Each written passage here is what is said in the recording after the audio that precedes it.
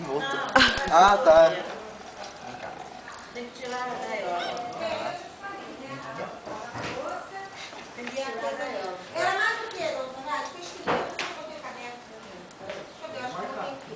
Nossa, marquei tudo. Tudo. Já era a gaiola.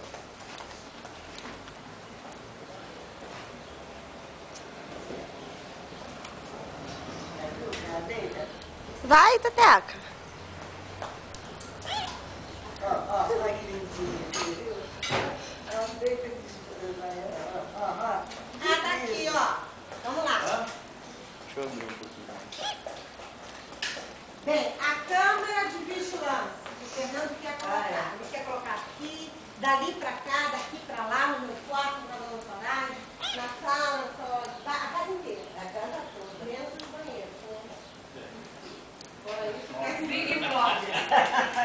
A casa mais retirada. É. Teteca. Volta. No banho, Teteca. Lá embaixo. Anda. Chegou Que Teteca? Igual a Big Brother.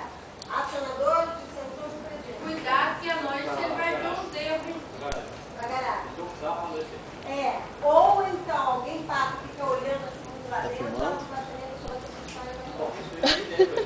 Então é isso que ele falou. Isso aí que O falou. pessoal passa na rua de hoje com a coisa Tá espirrando. O Fernando vai assistir o filme do dia, né? Vai ficar tremendo. Abajur do quarto. Mangueira